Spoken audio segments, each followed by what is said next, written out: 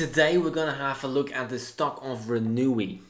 And this is a stock that I think has the best return out of any stock I've looked at recently. An IRR of around 30% at the current price point of around £5 sterling. Now it's very well possible that by the time you see this video a few months from now that the price has drastically changed. And that is because I make many of these videos somewhat in advance. So if you want to have an update whenever I post a new IRR calculation, a new spreadsheet, a new addition to my portfolio, I always update them immediately into my online stock portfolio tracker that you can find in my Patreon. Now I do always publish these videos as well where I go over the stock. And maybe the stock has gone up and maybe the stock has gone down, right? I can't really predict that. But I think for this stock, it will probably have gone up quite a bit. And in case that has happened, I advise you for the next time, have a look maybe at my Patreon, see if you actually want to be updated right away of any new additions to my portfolio. And if not, that's okay too, more power to you. I will always upload these videos just at a later point in time. Right now, it's the 27th of June, 2023, and they recently filed their 2023 annual report. The fiscal year for Renewi ends on March 31st, which is a bit of an odd case. Most companies usually end in December or sometimes September, but Renewi's fiscal year goes from March 31st until March 31st. So that's why their 2023 results are already out, because their 2023 results end in March. Now, a quick history here of Renewi, which was a merge with the British Shanks and the Dutch Van Gansewinkel. And they merged in 2016, and afterwards they became a public company on the Euronext of London under the name of Renewi. So they've been operating under this brand for a few years now, and they recently also got added to the Euronext of Amsterdam. I'll be looking over their London stock, however, because that's where the vast majority of trading actually happens, and that's also where they express their numbers in British pounds sterlings. So all the numbers that you see here today are all British pounds sterlings. Looking at their 2017 numbers, we can see a revenue of £1,450 million sterling, which has increased all the way to about 1.9 billion in 2023. Overall, about a 3.9% increase for a time span of 7 years here for Renewi, which is not necessarily that impressive if you consider that inflation, of course, always grows by about 2%, and so too should their revenue. But they have been growing their revenue a little bit, like 2% on top of the inflation. So we do see some organic and inorganic growth here for Renewi. They also recently made some acquisitions that are planned to operate in the late 2023, and also lately a very big acquisition in the Netherlands for commercial waste, which is expected to be operational here in 2024. So I do very much expect them to keep on increasing their revenue, just like they have been doing here for the past 7 years. EBITDA tells a way nicer story of a growth of around 18%, which is of course mostly driven by the fact that the margins in 2017 were quite atrocious, 6% here, whereas in 2023 we can see an EBITDA margin, not a profit margin, but an EBITDA margin of around 14%, mid double digits, very, very nice. Overall, if you normalize this number, because I think 2017 was a bit of an odd case when you look at the other 6 numbers here in this trend, you can see it's a bit deviating. So the moment that we normalize it, we can see an EBITDA growth on average of around 6%. So their EBITDA is growing faster than the revenue is, which does mean that their profit margins are increasing, which is also what we see on the left-hand side. We see 12% for 2017, 14% for 2023. With the normalized number, the moment that you take away the normalized number, of course, it increased from 6% to 14%.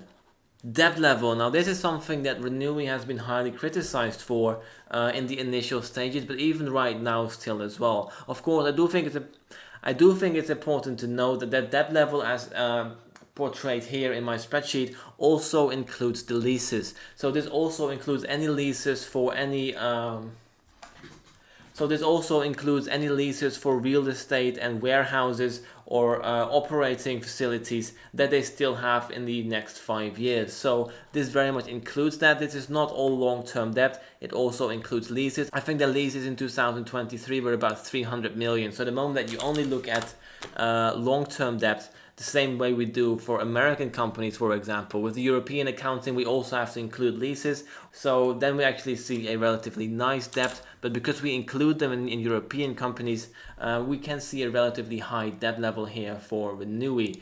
255 of EBITDA, 730 of debt level, which is about on the risky side of things, I do have to say. But they've been steadily decreasing their leverage for the past few years, which is very nice to see. They always have around 50 million cash on hand. At the moment they had more, they used that to pay back their debt, which is very nice to see.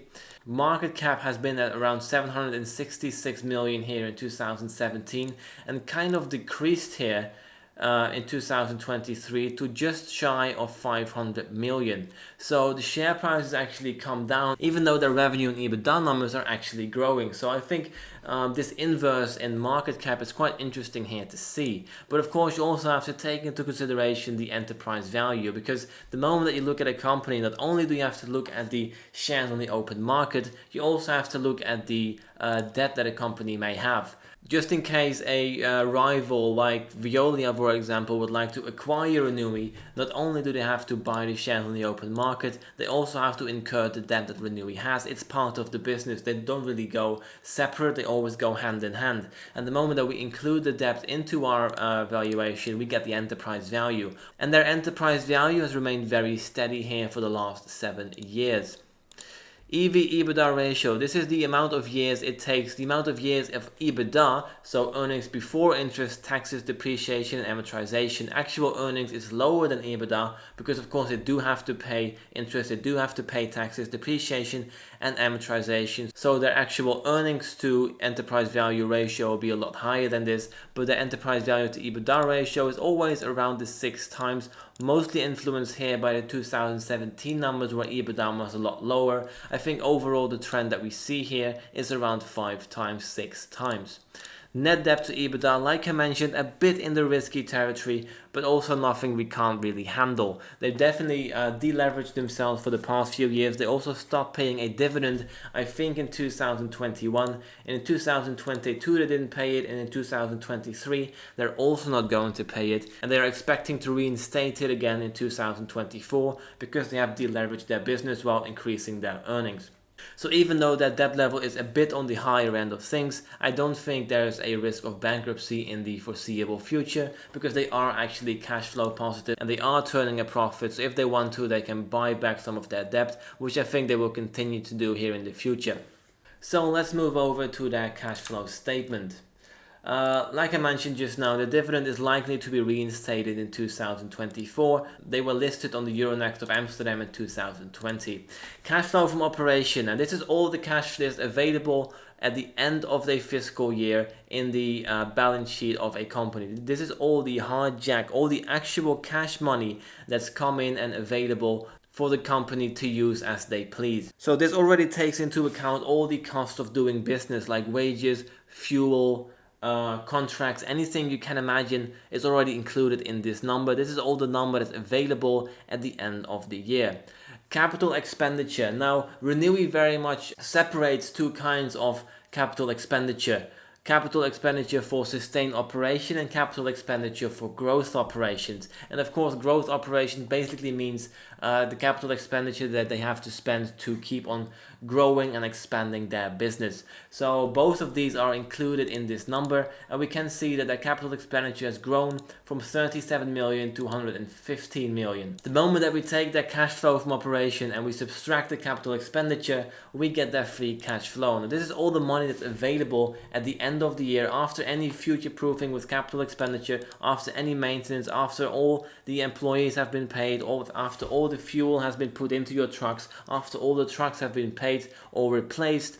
This is all the money that's available at the end of the year, and this is the money that's available to you as an equity owner. So they can use this money to either pay a dividend, buy back some shares, buy back some debt, or make additional acquisitions. Now we do know that Renewi is still making acquisitions and growing their operations. They've also been buying back debt, and they're going to be reinstating that dividend in 2024. The only thing they're not actively doing right now is buying back shares, but power to them, because I actually think they need their money to grow their operations. And I think even the dividend is not necessarily required, but I do definitely think it makes it more attractive for shareholders. Shares outstanding has been remaining neutral for the past 7 years. They don't dilute their share count. They're not diluting their shareholders. Any additional acquisition that they make are financed by debt and not by dilution of share count. So they're very much taking their shareholders into consideration when making these decisions, which should be quite attractive for you to hear.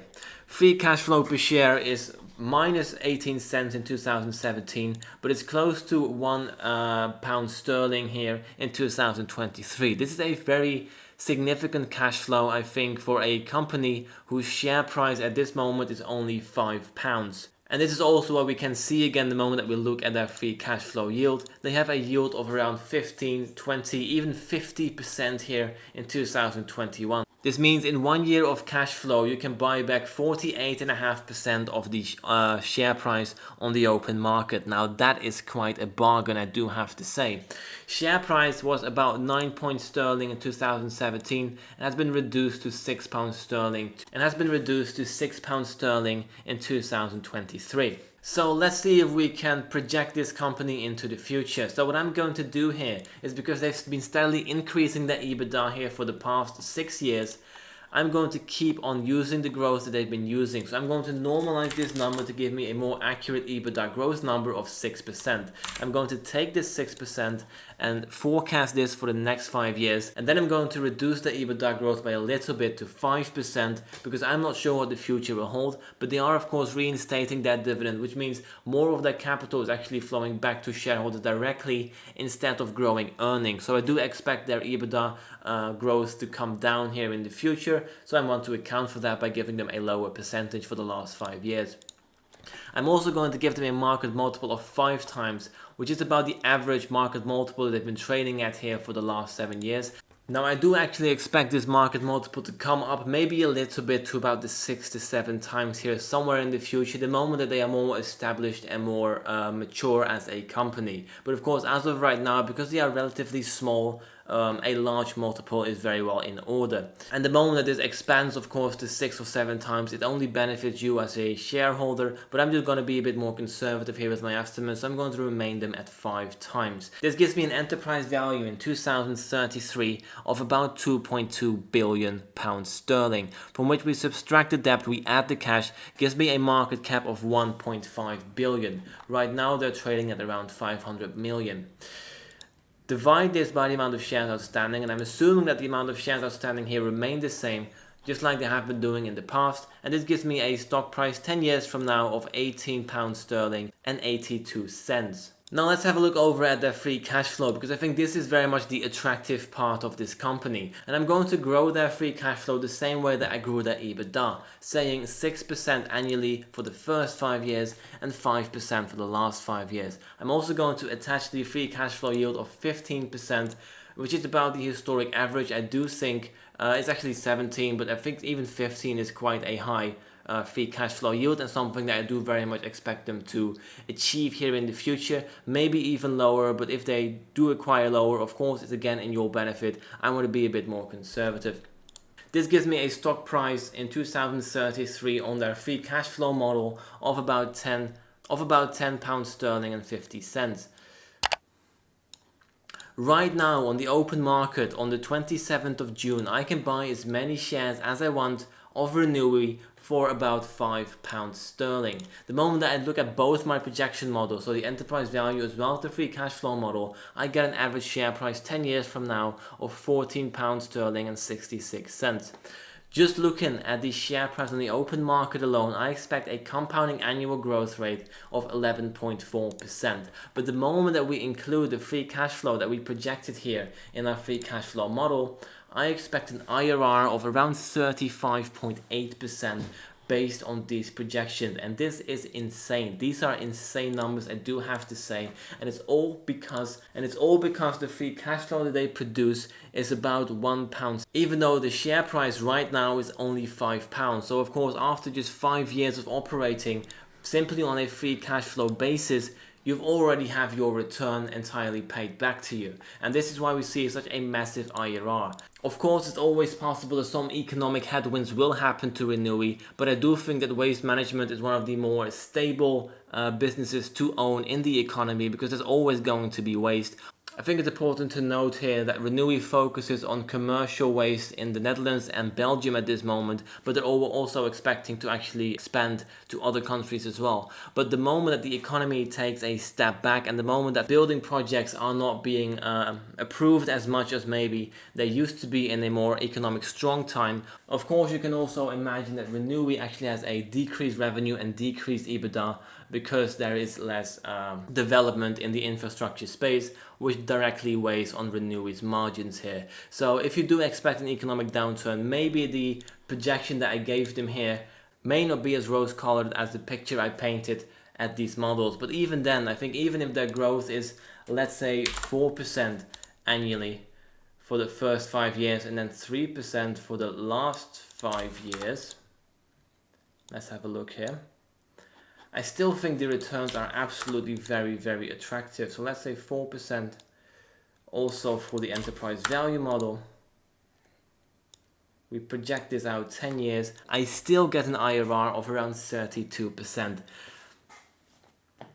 And that's why I think Renewi is probably one of the most attractive stocks I've looked at recently. It is very well important to note that Renewi is a very small cap stock, and something can happen very quickly that actually diminishes the returns and basically nullifies the entire projection that I gave it here today. Something might happen, like for example one big scandal that basically drains their entire balance sheet in legal fees, and at that moment Renewi will never recover. So that's something that can happen with smaller stocks. But it's a risk that you're going to have to take if you want to make some bigger returns. And I definitely think Renewi is able to make some of those bigger returns. So I definitely advise you to have a look over at that 10K to see whether or not you think Renewi might be a buy for you.